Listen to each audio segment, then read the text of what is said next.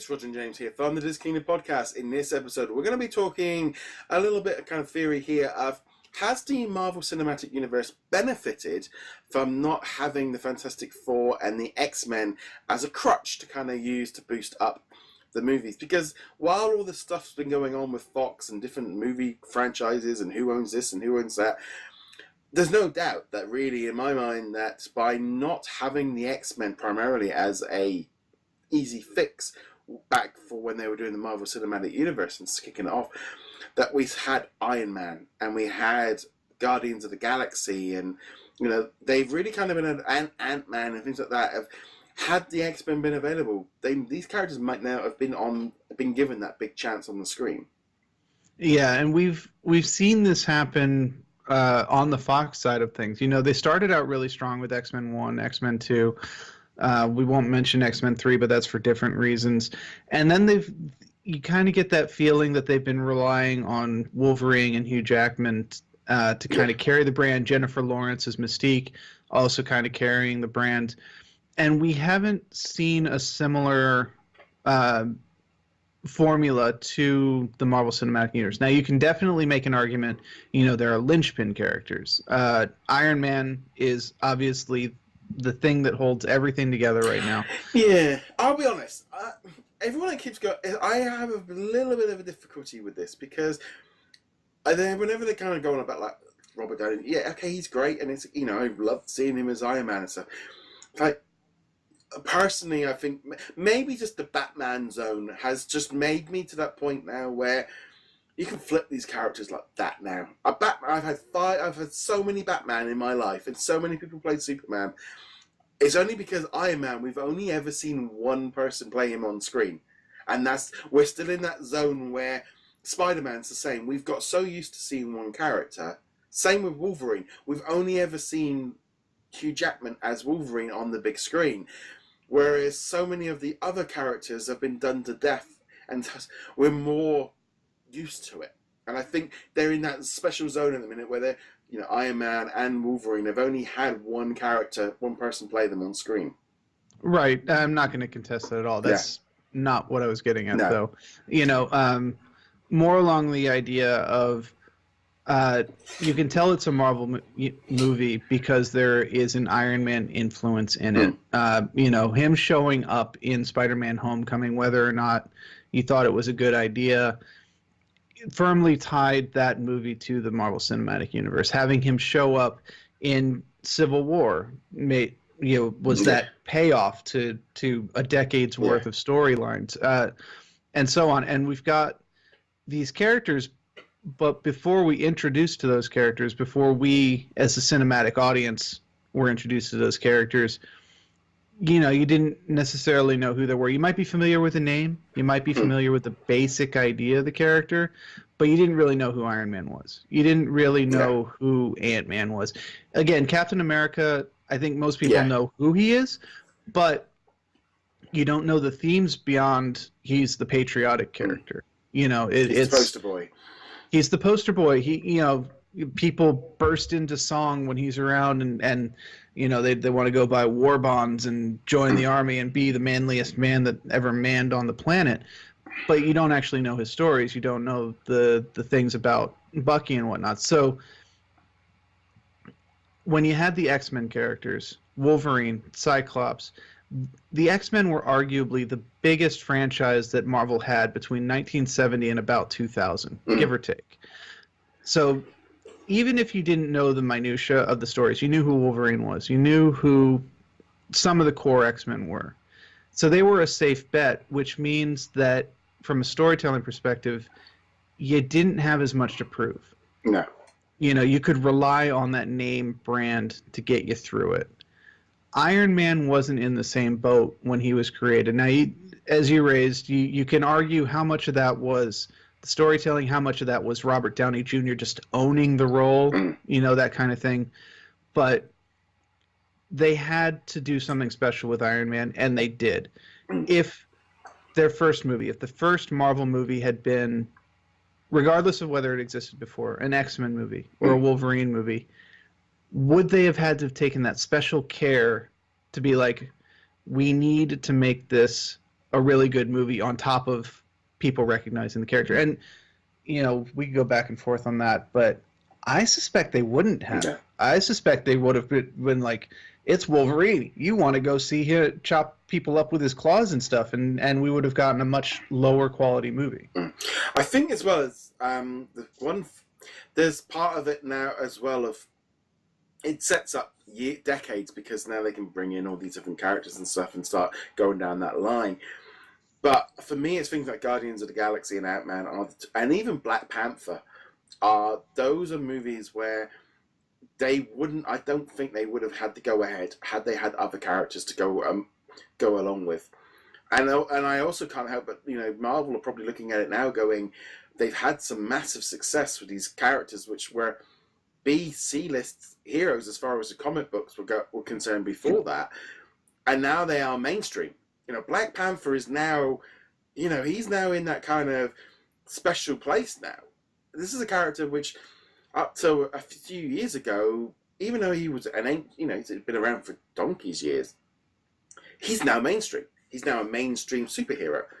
And, that's because of a movie. A movie can hit places that a comic book and a video game and mobile tie-ins and books and cartoons can do something so much different than anything like this, and that's the power of the movies and the power behind it. But then they can hit, you can do damage with it, because one Fox movie, look at the Fantastic Four are the exact kind of the opposite, where Fox got so much right with the X-Men they couldn't get the Fantastic Four down, and they've rebooted it twice, and neither of them ever really set the world alight. Yeah, and there's pretty good reason for that. They kind of coasted, especially the first one. With Chris Evans as Human Torch and all that stuff. There was that was at the beginning of the superhero renaissance. That was right at the beginning of, we'll take any superhero title and we'll slap it out there and people will buy it, because people were just like so enamored with the genre at that point. And it showed. They didn't put much effort into Fantastic Four. They really expected it to go by on name brand recognition, or just, it's a superhero. You've heard of these superheroes, go see the movie. Daredevil was the same. I'm talking about the Ben Affleck movie, of course, not the... I always did like that one. I mean, and you're not wrong for liking it, but if you're going to look at it... years later, it's not. You're going to look at... Well, not even that. Although that's true. But even if you look at just like box office sales figures, critical reception, fan reception, the overall vibes of it were, oh no, you just threw this out there as a cash grab. I even got the Elektra spinoff, and people were like, that was awful. Why is this a thing?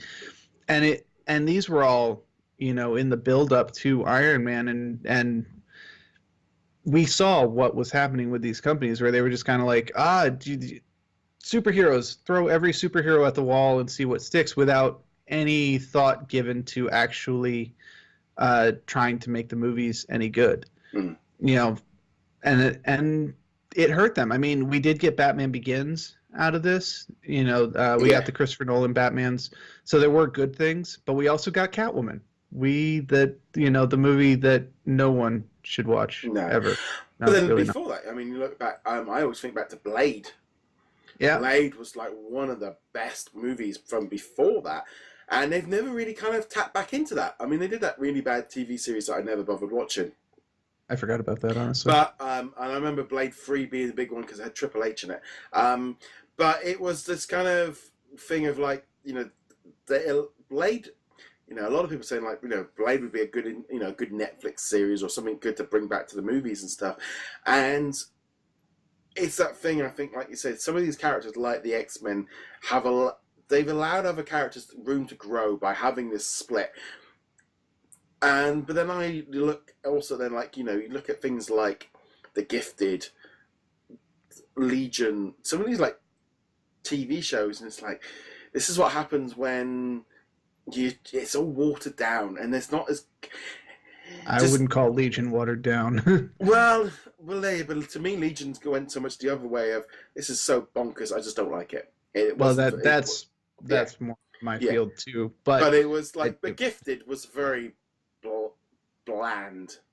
It was a CW DC show with much better special effects and a kind of a tighter story because it was only 13 episodes. But I enjoyed The Gifted, but I also completely agree with you that they could have done so much more with it, and they could have gone. The X-Men were here once. Yeah, congrats! Yay! It was even worse about that than Agents of S.H.I.E.L.D. was, where it's like the X-Men were here, and I fought beside the Avengers. It's like, great. At least you got Sam Jackson to be in the season finale of the first season and whatnot. But going back to Blade for a second, I think one of the things that made Blade so successful was that they didn't pitch it as a superhero movie. If you did not know that Blade was a Marvel superhero, those movies really wouldn't change at all. They're really just vampire hunting movies where the vampire hunter is a bit superpowered, but his powers also come from being a vampire. So, I mean, there's very little difference between Blade and, say, Underworld or Resident Evil. I realize it's not a vampire movie, but same basic idea. I've been watching The Strain lately. I'm about season 2 into that. You know, that's all vampires and things like this and vampire hunting. You know, it's that kind of, whether or not that would work in the MCU at the minute, it might open the things up. But, you know, Iron Man versus Dracula, that would be a kind of cool movie.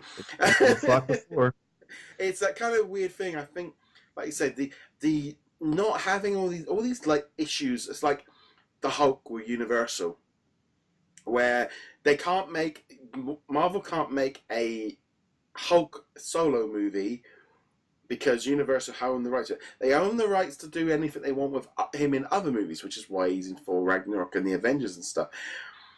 And in some ways, it allows the Hulk to he becomes part of other people's stories, but he never gets to shine on his own.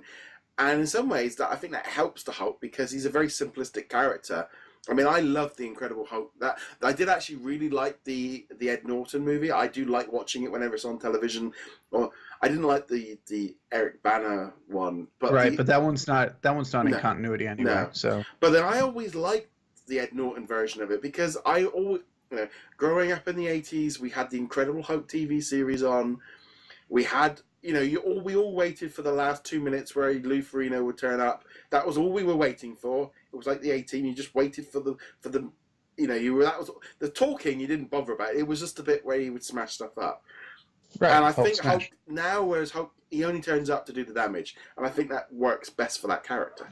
Right, and that actually is an advantage. I'm going to agree with you on this one. The Hulk is not really a character who can hold his own movie. Now, you can say what you will about, say, Planet Hulk or some of the other classic stories, but he's not an interesting enough character to hold his own as the starring title. But he works great in a supporting role. And that's just the way some characters are. I would say the same thing actually probably holds true with the Fantastic Four. This is part of the reason why we haven't had a good movie with them, is what story do you tell with them? Is there an iconic Fantastic Four story? The only one I can really think of is Galactus. But how do you do that as a movie? Because a large part of what the Galactus story is built on is, even at that point, several years of continuity of kind of building up to this point. But you have to get to that point, and what stories do you tell in the meantime? Fighting Doctor Doom is great and all, but Doctor Doom is not really supposed to be the superhero fight. He's not supposed to be the guy in the middle of New York that, all your superpowers are bouncing off of. Looking at you, first Fantastic Four movie. But it's so some characters, some teams even, really aren't designed to be headline movies, but because of how known they are, they've been forced into that role. And that's why I think ultimately it was much better to let these other characters get a shot at it. Iron Man, Captain America, Thor, especially Thor, and I'm trying to think of other ones, but just in that first wave of characters, having Thor, in there, get his chance to get the story told was great. And they would have been overshadowed by the X-Men. They would have been overshadowed by Fantastic Four. So it's the whole backdoor stuff has been awful for what this has done to the X-Men comics, and they tried to replace the X-Men with the Inhumans, which was just awful. all around, just terrible, no matter how you cut it. And so that's a negative. But we would never have even gotten to that stage in the first place where they needed an X-Men team if they had started with the X-Men. Well, I mean, things like that Inhuman series, it never would have existed had the X-Men not have had all that mess. And yeah, you could say, okay, it'd be better without them, but they're still interesting characters and a different concept of having an alien race of DNA in us, and it's like that kind of weird thing of. I think the trouble is with the X-Men is that the core storyline of being persecuted, and it hits a resonance in most people. That and also its vulnerability, because every single X-Men has got weaknesses and has got limitations and stuff. Whereas I think like the X-Men, that's why it resonated so much more. Whereas things that that Superman effect of, and the Hulk, where they never feel at risk, and therefore that's a bit different. But no, like I said, I think it in some ways it helped them, but I can't wait. Now I feel like it's almost a thing of that made Marvel go in a different direction and kind of take some more risks and do something different. And like it's like, had they had them all originally, I don't know if we actually would have ever got the MCU the way they did it. I mean, you look at it now and you think, how could we, to go back to solo franchises and reboots and all the rest of it, we're in such a better place now where everything's interconnected, and Marvel is just a universe. And like I said, they can change out actors like that now. We've already seen it in the MCU. They're going to. It's like this thing about we're going into Infinity War and who's going to die and all this kind of bits and pieces, and Captain America's going to. It's like just change the actor. We're all old enough now. We can handle it. We've gone through 1,000 Batman and 1,000 Spider-Man. We can have different actors. The characters are bigger than the actors that fill them. Yeah, and you keep bringing that up, but I'm also got to say, yeah, I don't care if they come out and Chris Evans' contract on Captain America is up and they get somebody else to play Captain America, Steve Rogers. All right, fine. I'd be okay with that. To be honest, though, for storytelling reasons, though, let the characters freaking die. Yeah. Let them retire. Let Tony Stark disappear into the background and be just a tech guy who supports the other guys. It can be Robert Downey Jr., it can be someone else. I don't care. But I would like to see them not fall down the rabbit hole the comics are in, which is you can never truly have a character go away. No. Because, Steve Rogers will always be Captain America in the comics. Logan will always be Wolverine in the comics, etc. The movies have a chance to not have to do that. If they feel they want to continue on, and you get Iron Man, and you get friggin' Zac Efron playing Iron Man after Robert Downey Jr. I don't know. I'm just picking a name out of the air. Okay, fine. That we'll all learn to deal with it, just like we learned to deal with Don Cheadle taking over Rhodey in Iron Man 2. It's fine. I still, from a storytelling perspective, would rather let them retire characters and move on to new characters. The only thing is, like, I do think, like, with Marvel, is this, and the thing with movies as a whole, is this thing about killing. The villains are the biggest problem, where they keep killing the villains off at the end because it makes a better movie, and it's like, well, they need to just run off and chuckle and go, "I'll be back," and leave. They don't. It's that thing of killing them off all the time leads you to the problem where you have to reboot because your villains are all being killed off. And I hope they don't reboot ever. And it is that kind of weird thing of It's like, okay, you might be able to say, for example, like Yellow Jacket. Maybe he's actually just lost in the inner sphinx. He didn't actually die. We didn't necessarily see it, but rather than killing them off all the time, it's like. You look at something like, say, Batman from the 1989, when they threw him off the top of the cliff and he's there chuckling as he's going down. That thing of, for that solo movie on its own thing, he got contribution. But I don't like multiverses and time jumps and all the rest of it. It's like, don't kill them off, just have them run. Maybe I was used to the Batman TV show from the 60s, where they just laugh melanically and they get in the car and they escape at the last minute and go. It's like, that's it. They beat you. And you don't have to kill them at the end. I think they need a mix of both. I think sometimes it's perfectly fine to off the villain. I mean, there are certain times when you're going to be in a situation where it's like, yeah, if we let this guy live, we're going to have massive problems in the future. Let's just get rid of him now. But it doesn't have to be the only solution. Put them in the raft, or the moon base, or something like that. And we do have a couple of surviving villains. We've got Abomination from the Hulk, and we've got Zemo from Civil War. And honestly, if they had saved a couple more of the villains, we could be looking at a Marvel version of the Suicide Squad, probably the Thunderbolts, which would be their version of it. And it would be done right. And that would be a great thing to stick into DC's eye and just be like, hey, you screwed up Suicide Squad. Here's how to do it right. Yeah. And but they don't have enough characters yet built up for that. But no, it's going to be interesting what they do. But the MCU is definitely in a great place, because we're about to hit the Infinity War.